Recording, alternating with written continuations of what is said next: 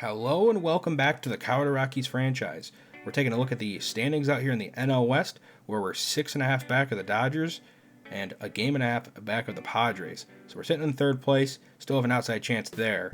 Wild card wise, we're a game and a half out, but a bunch of teams are fighting for 2 spots, so it should be a tightly contested race here. Now, unfortunately, in today's episode, the first 3 series, the game footage was not usable. I had bought a hard drive and tried recording videos right directly to that and saving them there, but the footage for some reason was just really choppy, so I will not be doing that again.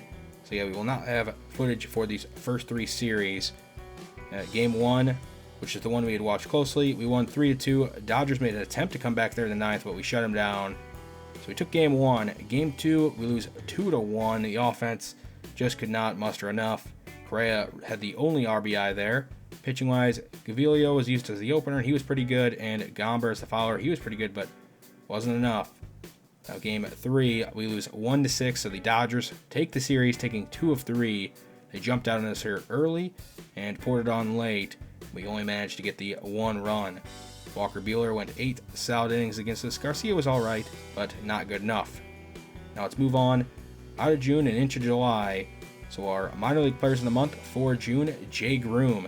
He had a 1.78 ERA and 27 strikeouts in 25 1/3 innings pitched. So he is your minor league pitcher of the month for June. Hitting wise, Alex Amaya. He's been fantastic all season long. He continues to do that, but more so, I'm impressed with the defense. He made 3 errors in his first month, but now he's down to just 1 in his second month. Hopefully he can keep that up so we can call him up quickly to the big leagues. Cardinals got all over us here in game 1, 13-4. Rallison got smoked, and we got no length from him. Sheffield everybody got smoked. And in game 2, 6-0. 2 hits for the offense, so the Cardinals absolutely destroying us here. Flaherty went complete game shutout, striking out 10. Phil Bourbon, he's going to be optioned down to the minor leagues. Ever since we acquired him from the Reds, he has not been very good, so we'll be sending him down. We're going to give V-Mile Machine another chance here. He's hit pretty well at AAA, and yeah, he's been terrible with us at the major league level this year, so that's why we optioned him down. Hopefully he can go back to more what he was like last year. Then here in game 3, the Cardinals win 6-3. We score 3 runs in the 9th. Marquez took the loss, giving up 3 earned over 5. Bullpen, a bunch of guys giving up a 1 run. We finally managed to get a game from the Cardinals, though, winning 2-0. Tapia with 3 hits and 3 for Welker. Gomber actually made his first start of the season. He's been used as a follower all year, but he got the start today because we really needed him to, and he pitched very well. Now we're moving on to the Padres series. Game 1, 9-8. This was the one I was going to bring you. 4th of July. It was an amazing game. Bunch of guys on offense doing work, including Gurriel. He actually hit his 100th career home run in this game. He hit his 99th and 100th. So that's a nice moment for him, and we got the win. Game 2, we lose 4-2, so we split with the Padres. Tapia with a home run. Rallison giving up 3 earned over 4 innings, walking 7. He definitely needs to fix that. So now we're moving on into games we can actually have footage of. We're taking on the Phillies, almost a reversed record here. 44-36 for us. Taking on De Los Santos, who has over an 8 ERA. Taking on Charlie Blackmon, who's hitting 326, and he's grounded this to a diving Rhys Hoskins for the first out. And De Los Santos looking to have a 1-2-3 top of the first. He's going to strike out Correa with a 2-seamer, tying him up. So it's a 1-2-3 inning for him. Peter Lambert, he's been hit or miss. Hopefully we can get a good outing from him here. Taking on Gene Segura. He's going to drive this to left field, but he got under it, and you can see Machine making the start out there in left field. Now it's Hazley up at the plate for the Phillies, and he's going to drive one to right field. Racing back is Talia, and at the wall, he watches that one go. It's a solo home run here for the Phillies as they jump out to a 1-0 lead here early. Let's move to the top of the 6th, where it's still 1-0. That 1 run seems to be holding up so far for the Phillies. Tapia is going to send this one into left field. That's going to get down. It's going to be a leadoff double for the Rockies. So De Los Santos in a bit of trouble to start the top of the 6th. He's been cruising along so far. Let's bring up Carlos Correa in a 2-2 count. He's 0 for 2 today, and he's going to ground this one down the third baseline, and that's going to score Tapia. So we're going to be knotted up at 1. De Los Santos finally gives up a run. Correa ties it back up, and that's going to be all for De Los Santos. He was killing us today. He's been terrible on the year, but had a great outing here. Gurriel with a chance. He's going to ground this down the third baseline, almost identical to Correa. So first and second with nobody out. Chance at a big inning here for the Rockies. Michael Talia. And he swings and misses at a changeup out in front of it. Guess he was expecting fastball. It's a big first out here at the top of the sixth for the Phillies. And Duhar up. He can't hold back his check swing. They called on the swing there. He strikes out. Now Machine, he strikes out. So 3 straight strikeouts for the Rockies with a chance to break the game open and take the lead. See if Lambert can get through the sixth. Harper chops it out in front of the plate. Caratini, the nice play there for the first out. Lambert up to 89 pitches. Here's the 90th, and he gets Hoskins to roll over on a changeup away for out number 2. Probably the last batter he faces. JT Realmuto in a full count. He grounds this to Gurriel, so it's a 1-2-3 inning here from Lambert as he gets the quality start. Gives the Rockies a chance. So now we're moving on to the top of the ninth. Still 1-1. And Talia swinging and missing at a fastball out of the zone for the first out. And Duhar, he grounds this right at the third baseman. Boom for the second out. Is it going to be a 1-2-3 at top of the ninth for the Rockies? Machine sends this to right field, but Harper going to be able to make the play right in front of the warning track. So the Phillies have a chance to walk things off here in the bottom of the ninth, taking on Daniel Bard. He's been better as of late. And he's facing Javier Baez. And he gets him with the slider. Swinging there. Nice pitch from Bard. Now it's Didi's turn. Didi goes down looking at the sinker. Can he get the third out and give the Rockies a chance? In extras, Haniger going to pop up behind the plate. So we are going to have extra innings here in Philadelphia. See if the Rockies can muster out a run, though, or more. Caratini is going to send this to left field. And it's going to be playable for Didi out in left. Remember, they moved him there for Baez. Baez playing shortstop. Now Rogers with the chance. He's going to line this to center field. Machine's on second, and he's going to stay put. Will not advance. So now it's 2 outs. With the chance for Charlie Blackmon in a full count. He watches ball 4. So 2 on and 2 out for Tapia. And a 1-2 count. Facing Darren O'Day, the crafty righty. And he goes down looking at a sinker away. Does not think it was a strike. Thought it was out of the zone. Might have had a gripe there. Good one at that. Now Kolek has a chance to extend this game more. And that one's foul, luckily for the Rockies.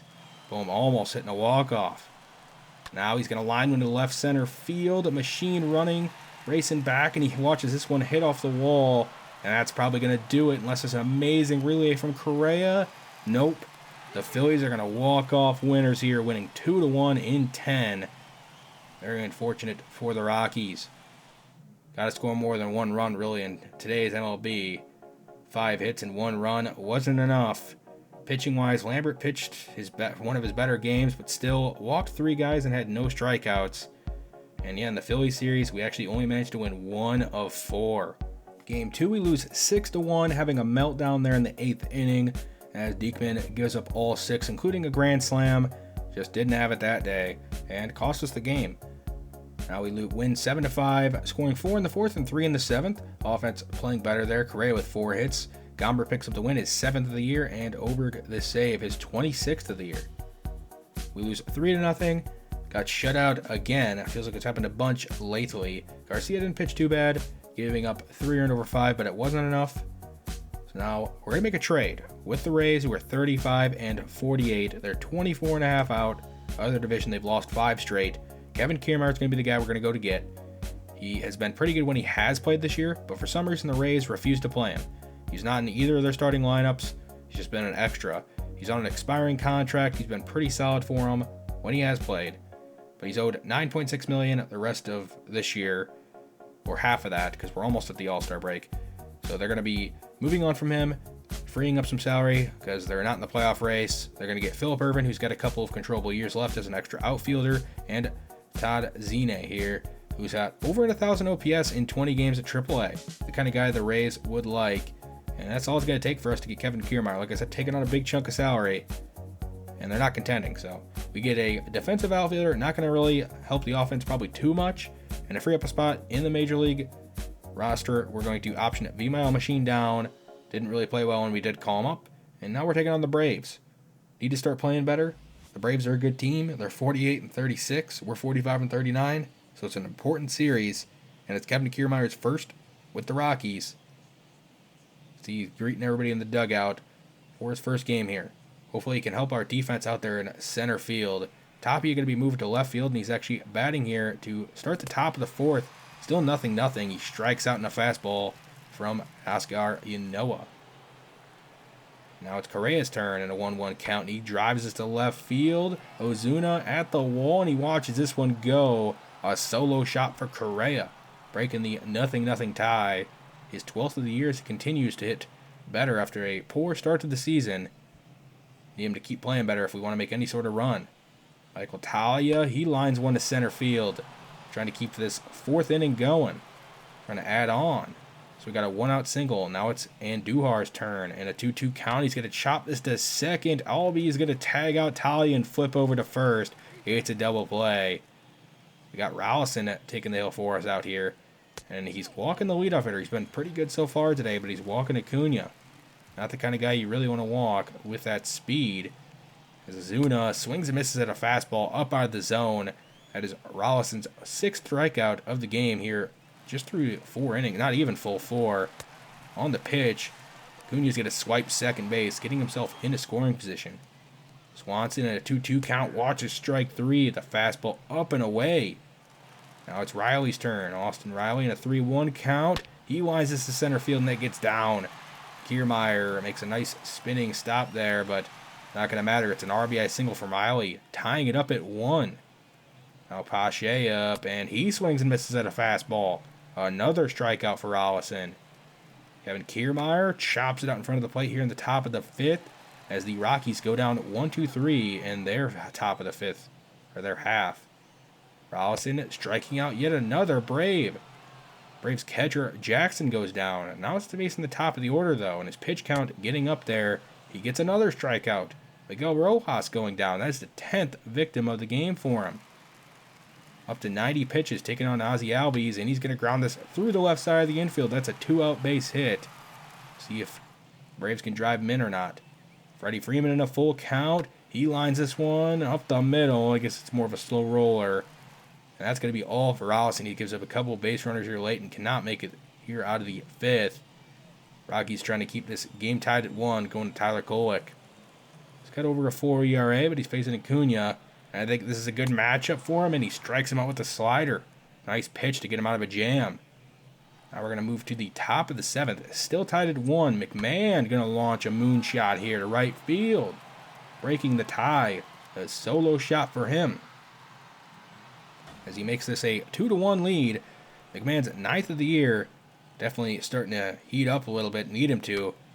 Rogers with 2 outs in the top of the 7th. Lines one. And it's going to hit off the wall. So a 2-out double from Brendan Rodgers. And we got the top of the order coming up. Charlie Blackmon over 2 on the day. He's got a full count.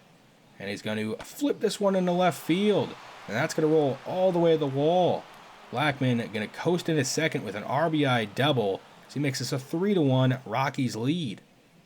Now the Rockies going to Jeffrey Springs out of the pen to try to keep that 2-run lead. He's facing Freddie Freeman in the heart of this order.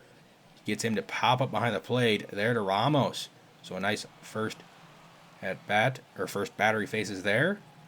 Now taking on Acuna. He's going to ground this to Andujar, who's going to misfire over to first. Another error for Andujar.